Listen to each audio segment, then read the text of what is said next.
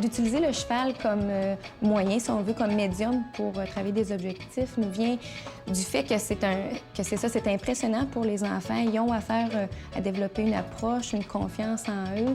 C'est des jeunes qui vont avoir beaucoup, des fois, de difficultés à entrer en relation avec les pairs. Puis par le biais de l'équitation thérapeutique, on va pouvoir travailler ces objectifs-là. Regarde, tu t'en vas, Sylvain?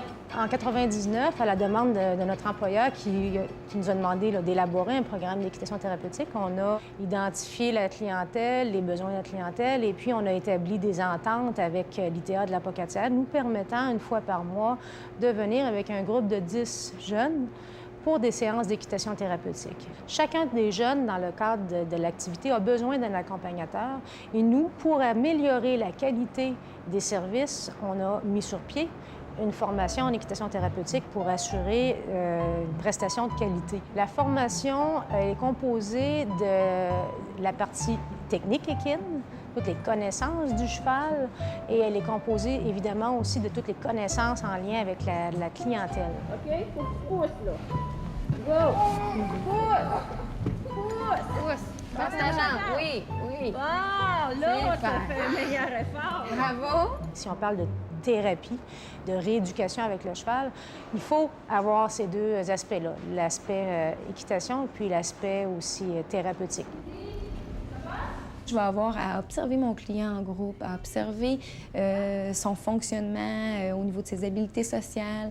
Il y a beaucoup une possibilité d'observation et une possibilité de créer davantage mon lien thérapeutique avec le client pour, par la suite, travailler des objectifs spécifiques. L'équitation thérapeutique va agir sur les aspects moteurs, c'est-à-dire physiques, puis va agir aussi sur les aspects psychologiques, relationnels.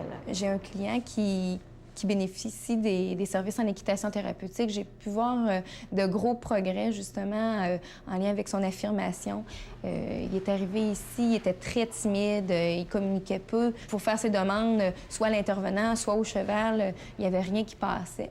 Et maintenant, après quelques séances en équitation thérapeutique, peut de plus en plus faire ses demandes à l'adulte, a un contact qui se crée avec l'animal, donc se fait écouter si on veut dans ses demandes. Donc, c'est valorisant pour l'enfant et aussi, ça l'amène à justement avoir une meilleure communication. Avec les indices qu'on a donnés sur c'est quoi un bon point, ça, à votre avis, passez-le entre vous puis sentez-le. Les enfants n'ont pas l'impression de travailler. Les enfants ont l'impression qu'ils s'amusent, ils ne sont pas conscients qu'ils travaillent.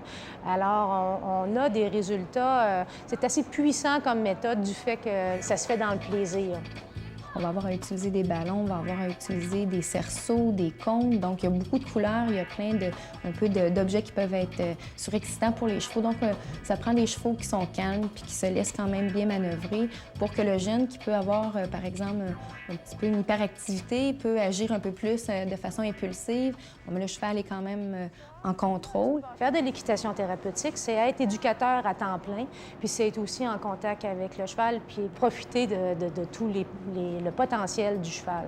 Moi, je pense que l'équitation thérapeutique est en expansion au Québec. De plus en plus, on va voir des programmes se développer.